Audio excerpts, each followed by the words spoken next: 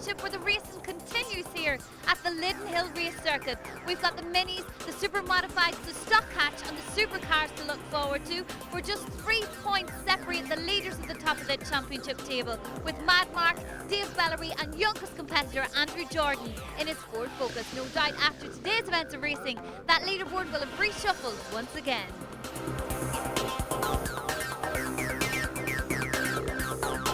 It's our second visit to Lydden this season, but with some very ominous looking clouds over the horizon. It's in stark contrast to the fine weather of our Easter visit.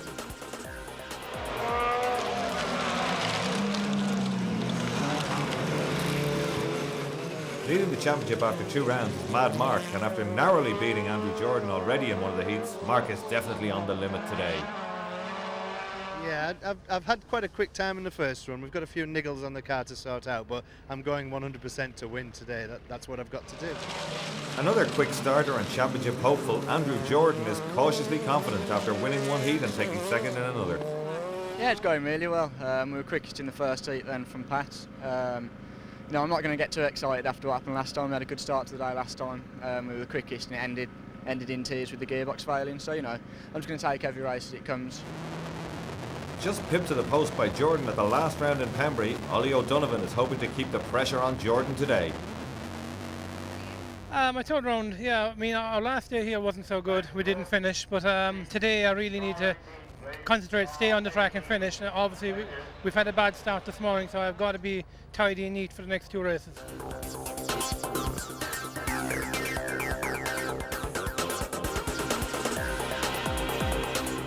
It's going to be hard to stay neat and tidy because as we enter the third and final run of heats, the skies have finally opened up.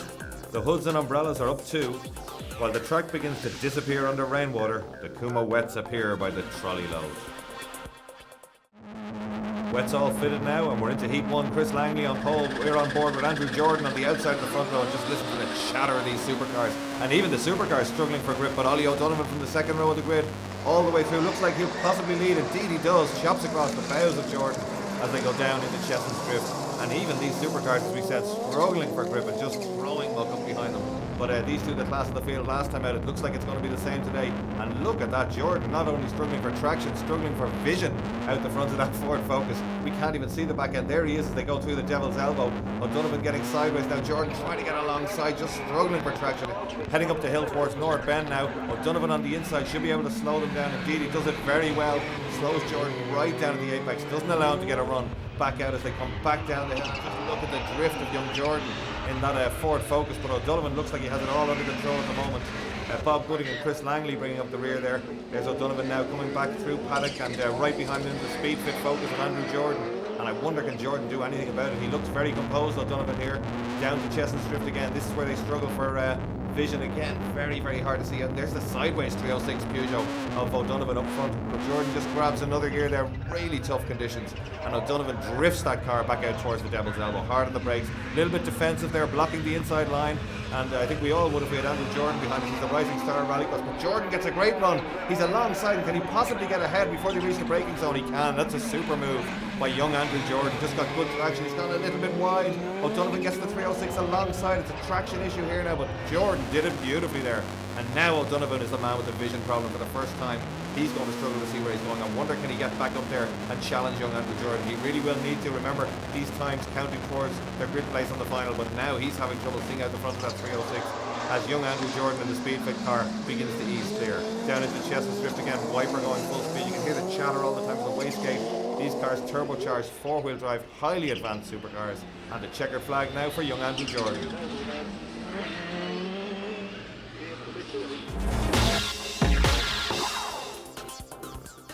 Despite a troublesome start to the season, former champion Pat Duran still finds time to sign posters for his fans here at his home circuit in Lydden. It's going to be a battle. I think Andrew's got his act together, and we're going to be at our best to compete with him. Steve getting ready to tackle the Lydden Hill circuit once again. However, conditions have changed this afternoon. Yeah, it's obviously very, very slippery now. I must say we quite like that, so that's not too much of a problem. We've got a bit of a problem with the car. It's very, very quick when I'm revving it, but I don't want to rev it when it's wet. I want to be able to use the torque of the engine, and I can't quite use it at the minute, but we'll get over it. Supercar Heat 2 on board, looking back from that man in the Mitsubishi, Steve Hill, and that's George Tracy in the 6R4 and Pat Duran in the Fiesta. So danger men on the second row of the grid, and just watch George Tracy, a great start from him. This car might be 20 years old, but certainly doesn't look it here. Straight down the middle and takes the lead across the front of Steve Hill in that much more modern Evo 9 Mitsubishi. So great stuff from the old workhorse there, and I'm not talking about George, I'm talking about his car, of course. So the Metro 6R4 really showing them how it should be done here. Great traction off the line, and George Tracy going so well in the car, braking very hard, very little grip even for these supercars. We said a lot of understeer there for George, but it's not him that's in trouble, it's actually Steve Hill right off there in the Mitsubishi Evo, and just a little bit too late on the brakes. That's Kevin McCann in the Subaru coming up to him there as they head up towards the hairpin North Bend, and again the Evo very sideways, not suiting these wet conditions. There's Kevin McCann in that Subaru, set up perhaps more for a rally spec, and it's getting way out of shape. A big tank slapper for him, and around goes the Subaru WRC, and indeed parking it right up on the bank. So unfortunate incident there, unfortunately for Kevin McCann. He's okay, he's out of the car, it's not really in the way, we can keep going. And yet again, George Tracy leading down into Chestnut Strip, and look at George just sitting bolt upright as he always does, working away at the wheel. Normally aspirated car, remember, no turbocharger, no turbo lag, and perhaps that's why the car is going so well in these wet conditions. And no vision problems either, because he's out in front. Just watch George here, working at the wheel, down a gear, down 2 gears now, round the devil's elbow, turns in, and just a little bit of opposite lock as he comes out. George well able to control it, great car control, and back up through the box now as he heads for North Bend. Great battle now for second place. That's Andy Grant in the Escort, and the big man Pat Duran right behind him. In fact, I must have frightened him there. He went a little bit late on the brakes. Grant Duran doesn't need to be asked twice. Former champion down the inside takes that second place. But Grant now going to have a look back. A big lunge. He's offline. He's on the wet there, but doesn't manage to take the place, and lucky not to collect around there as they came through the rough stuff. They're at paddock now, heading back down towards Pilgrim's Drop. Here comes Duran again in this Fiesta, moving around a lot. You can see how wet the conditions are.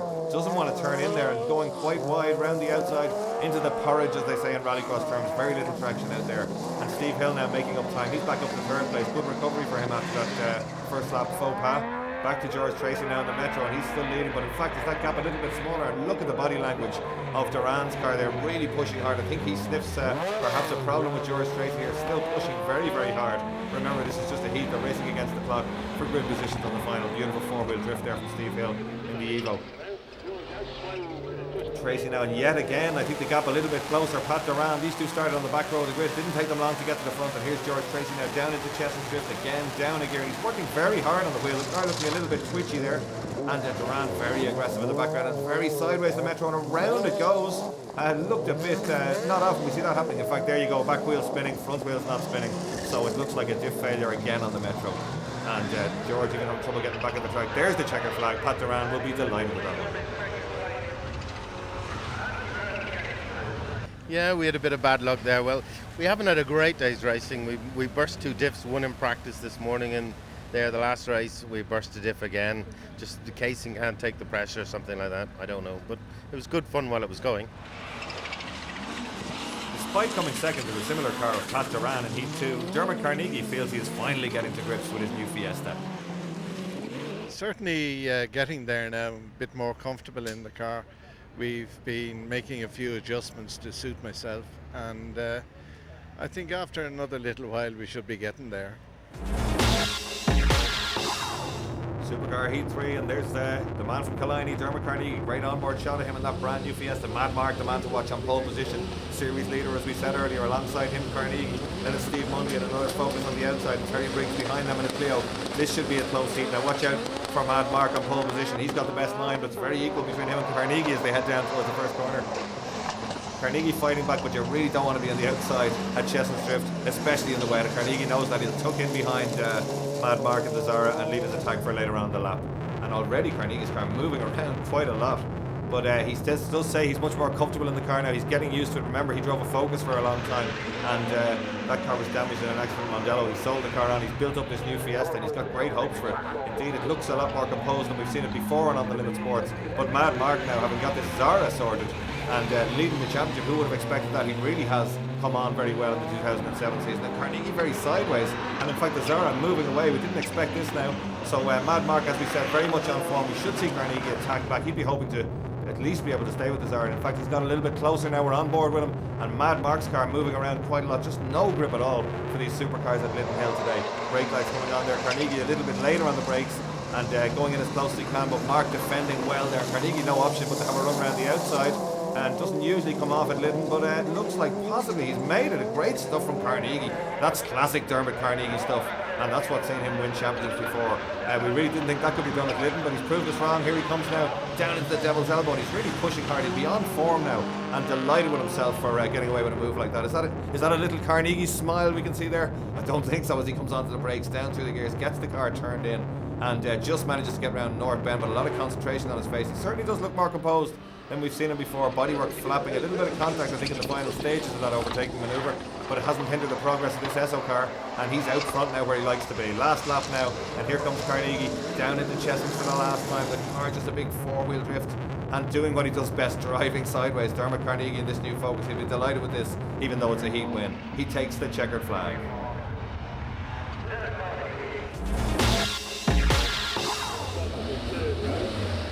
Time for super modified cars now, and pole sitter for this is James Bird.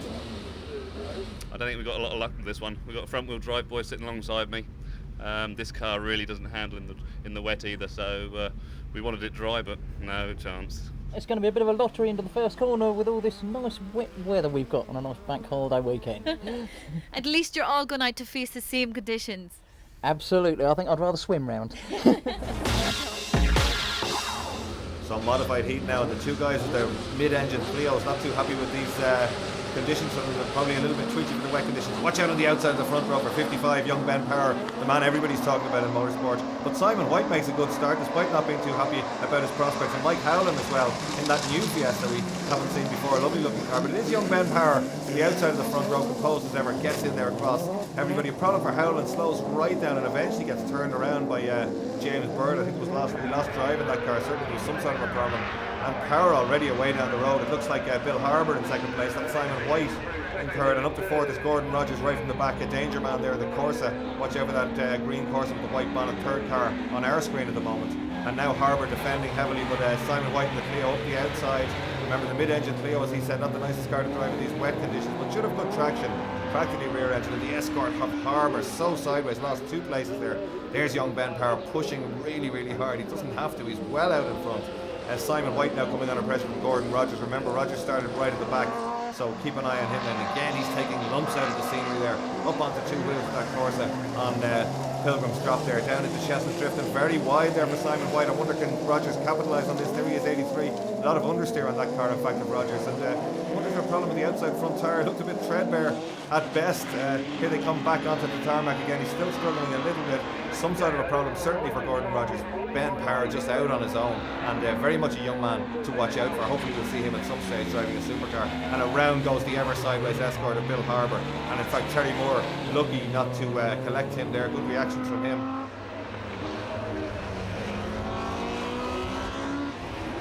Here they come now down the hill in the sideways car, just missing out on contact there twice in one lap of Terry Moore. Here's Ben Power now, the closing stages of this heat, and takes the checkered flag. In fact, another emphatic performance from that young driver.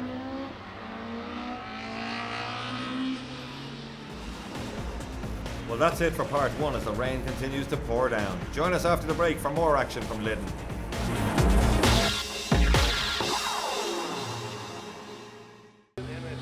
Stock hatch time at Lydden now, and it's 205 on the front row. That's Ash Simpson, alongside him Mike Jones in the Saxo. Then it's Tony Lynch in another 205, and Julian Godfrey making a good start there in the white car. He's already split in the front row, and almost 4 abreast now, heading down into Cheshunt Strip. All the brake lights come on together, and they're all late on the brakes. Godfrey right round the outside, not driving the blue car we usually see him in. Of course, he rolled that car very badly at Pembrey. He's borrowed this car, and indeed he's going to have to give it back in a different state of the way he took it, because he's battling with Tony Lynch there. And indeed Mike Jones thinks it might be safer on the grass to avoid the 205.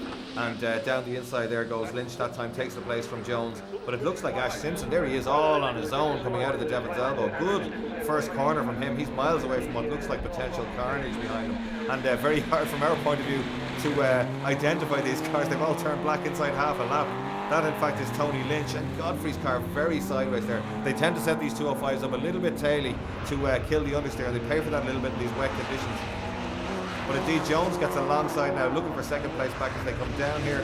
He has the inside line, but it looks like Lynch tries to go around the outside, carries way too much speed in. He was never going to get around there, but he did the right thing, stayed on the bar. And in fact, Godfrey's gone off in sympathy. So all the 205s having trouble there. And here's our leader, Ash Simpson, well out in front. And again, he gets sideways, corrects it, and straight into the gravel. It's like a demolition derby in Stockhatch at Lydden Hill. Look at the wheel spinning. He's never going to get out of there. And really well into the boonies. The gravel trap doing its job well. So now it's Mike Jones in the sack. So all he's got to do is keep going here. A good run from him. Started on the outside of the front row. He's got the cleanest car in the race, certainly. And now he's out in front. So a good run from him, and everybody falling by the wave side. Waved yellows there for the stranded car. Imagine a race leader, former race leader Ash Simpson. Here comes Jones now, down into Chestnut Drift for the last time. A good lead for him. Looks like Lynch in second place, but Jones looks like he's going to take this one. A good steady run from him, and that's exactly what you need in these conditions. There's the checkered flag, and it's a Citroen Saxo, Mike Jones, that takes the heat win.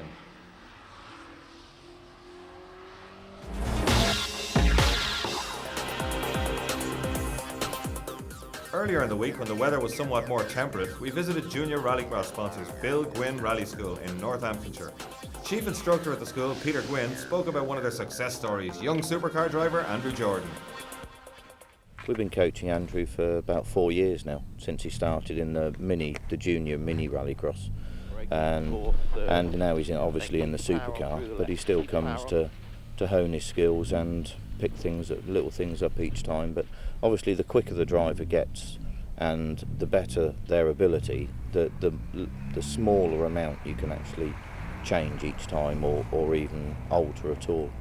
Bill, my father, who started the school, is well in, likes to support the juniors and wants to encourage them to really get into motorsport. There are some good drivers there, so this is the second year we've been doing it, and it's been good for the rally school, and hopefully it's been good for the youngsters that have been competing.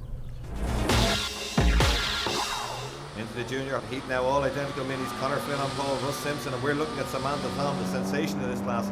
We're on board here with Joe Cunningham as part of the Proctor team. He's on the second row of the grid. Watch out for him. And alongside him, very much a danger man, Ben Renison. That's the orange car. And they're all very equal away. A lot of wheel spin from him. Look at Cunningham there, looking to the left. He knows he's got a danger man on the outside.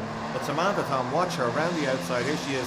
She had a wonderful win at Lydden last time out. She'll be looking to repeat that again. She's using her head, tucking in behind Russ Simpson. She wasn't going to get around the outside, so she's up to second place in the red car. The other danger car we spoke about, remember, Ben Renison, son of a top rallycross driver many years ago, Mark Renison. You may remember him racing at RS200 here at Lydden. But meanwhile, Russ Simpson at the front now, second place Samantha Tom. And just watch out, she doesn't even wait till the hairpin, down the inside at Devil's Elbow and sideways, big drift on the car. She certainly has no fear, and driving superbly this year. She really is very much the one to watch in this class. She's defending now on the inside, Simpson on the outside. She's just got to hold her line, slow the cars down, easier said than done in these conditions. And Renison up to third place, and indeed Renison charging through there and scattering cars as he does so. But he's up to second place. I wonder, can he challenge now? Look at Joe Cunningham looking to the inside. He sees Renison coming. He's looking to the right. He should be looking straight ahead. He's missed his braking point, and that's what happened. It looks like he was too interested in the danger man Renison alongside us there, and should have been looking forward, but no damage. He's still going. And here's the battle we'd anticipated now. Samantha Tom having to defend heavily because Renison's already up with her, and we usually see her attacking. We're not so sure about her defensive skills, but she seems to be doing a great job here. Wheel arch just hanging off that car. Spats, they used to call them on minis. Here comes Renison again, having a look now. And he really is moving around in her mirrors, really trying to give her the work over here and get her unsettled. She's gone a little bit wide, but so is he. It's hard to get these cars turned in. And they look very, very equal at this side. Certainly her defensive capabilities look as good as her attacking capabilities, because she really is the complete package. Plenty of racecraft, checkered flag, and it's another win for Samantha Tom in juniors.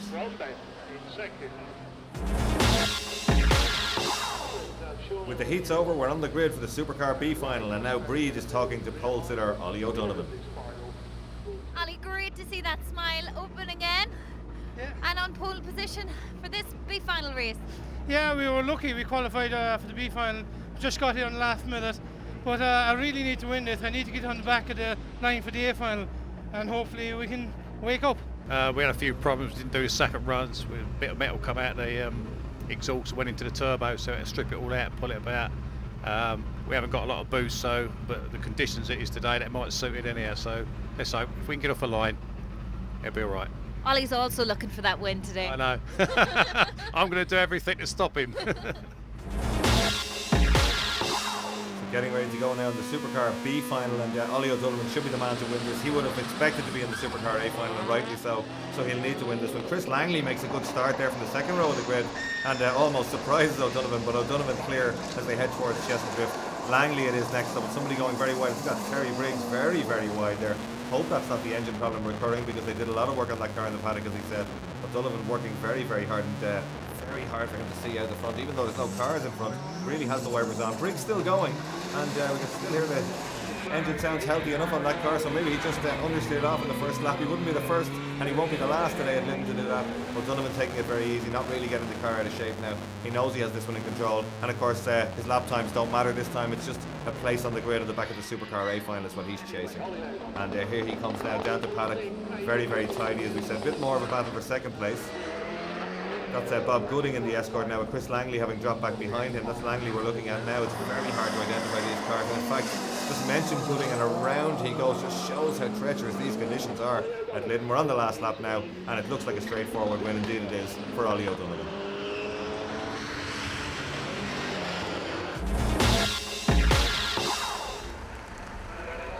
Well, the conditions here in Lydden Hill have turned treacherous. Andrew Jordan just about to leave the grid to tackle a Supra A final. Let's see how he fares out. We're on board now with young Andrew Jordan. He's on pole position. I hope Bill Gwynn taught him how to deal with this weather on the outside of the front row. It's Dermot Carnegie, the pupil, versus the master on the front row. Good start from Carnegie, and indeed O'Donovan down the outside of the 306. A great start from him. He's got across the bows. And don't adjust your television set. That's Lydden Hill mud all over Ollie O'Donovan's windscreen. So Carnegie it is leading. Jordan looks like he's lost the lead, but just as I say it, he gets traction on the inside. Carnegie a little bit wild, and Andrew Jordan takes that back. So let's see if Carnegie can go back on him. And now we're on board with Jordan, and he, as we said, he's in the lead now, down through that sequential gearbox, flicks the car in very sideways. Great car control, this young man, and very confident. Really, his driving does belie his age. Carnegie now in second place. These two already ahead, and Carnegie won't like being beaten by a Focus. Remember, he's upgraded, or so he thought, into a Fiesta. There's O'Donovan already off. Remember, that car was yellow about 30 seconds ago. And let's have a look, see what happened there. On board with him, and can't see a thing. A little bit of smoke coming out from the dash there. Wonder if there's a problem with that car. It just swaps end under brakings there. He's on and off the power. The car's just completely sideways. Around it goes, and backwards into the tyres. Really just a passenger there. Nothing Ollie could do about that.